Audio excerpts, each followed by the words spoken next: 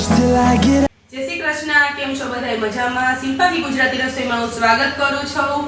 આજે હું નવી રેસીપી સાથે આવી ગઈ છું. આજની જે રેસીપી છે તે ચોખાના પૌવા અને બટેકામાંથી બનતી એક ટીકી છે જે એકદમ સરળ છે અને ઓછા સમયમાં બની જાય, એકદમ ક્રેપ્સી મસાલેદાર, જે તમે 2 થી 3 દિવસ સુધી સાચવી પણ શકો અને બાળકોમાં આપણે ટિફિન બોક્સમાં દઈ શકીએ ને નાસ્તામાં પણ ઉપયોગ કરી શકીએ. તો ચાલો તેની આપણે ટીકી બનાવવાની શરૂઆત કરી દઈએ.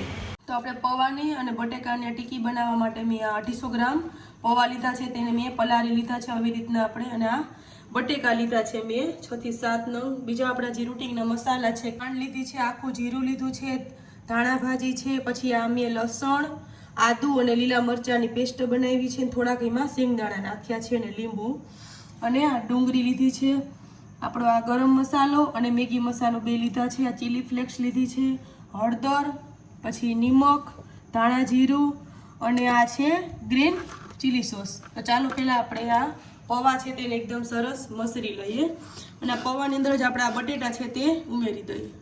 બટેટા બાફી લીધા છે તેને આપણે આ પૌવામાં અત્યારે એડ કરી દઈએ. પછી માવો બનાવવાનો છે આપણે બેનો. એકદમ સરસ બટેટા અને પૌવાને એકદમ મિક્સ કરી લઈએ.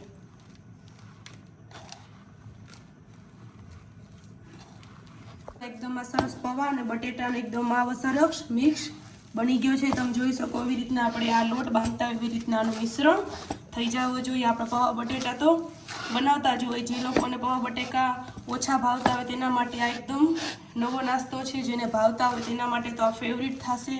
એકદમ સરસ આ ટીકી બને છે. તો હવે આપણે આમાં બધાય મસાલા એડ કરી દઈએ. આપણે આમાં પહેલાં 1 ચમચી જેટલી આમાં ખાંડ એડ કરી દઈએ અને અડધી ચમચી જેટલું આપણે આખું જીરું એડ કરી દઈએ. આ ધાણા ભાજી છે તે આપણે બધી આમાં નાખી દેવાની છે અને આપણે આ જે પેસ્ટ બનાવી છે તે આપણા માવાના માપની જ છે, આ પણ આમાં બધી એડ કરી દેવાની છે. આમાં આપણે ચટણીનો ઉપયોગ નથી કરતા, એટલા માટે આપણે પેસ્ટનો સ્વાદ લેવાનો છે. અને ચીલી ફ્લેક્સ છે તે પણ આપણે આમાં અડધી ચમચી જેટલી એડ કરી દઈએ.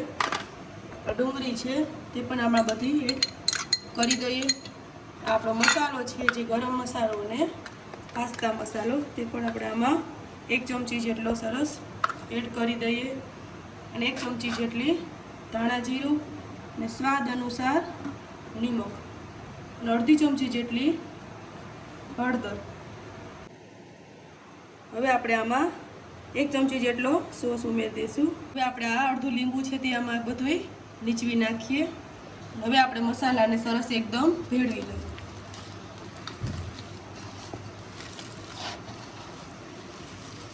સરસ માવો બની ગયો છે. હવે આપણે આમાંથી એક નાનું લૂવું લેશું. પહેલાં આપણો હાથ છે તે તેલવાળો કરી લઈએ અને આપણે આમાંથી નાની નાની ટીકી બનાવવાની છે.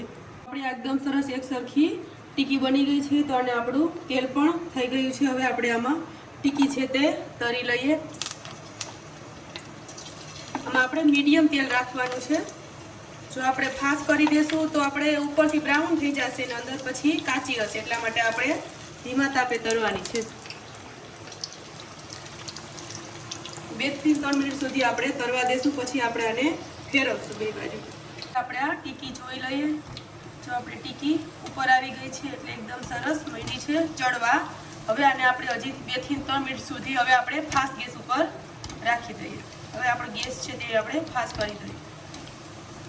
આપણી ટીકી થઈ ગઈ છે તે આપણે હવે ઝારામાં બધી લઈ લઈએ. જો આવી રીતના આપણે બ્રાઉન કલર જેવી કરવાની છે. હવે આપણે આને તેલમાંથી નીતરી જાય ત્યાં સુધી આપણે આમાં રાખીએ અને આવી રીતના આપણે આ જે બધી ટીકી છે તે તરી લઈએ.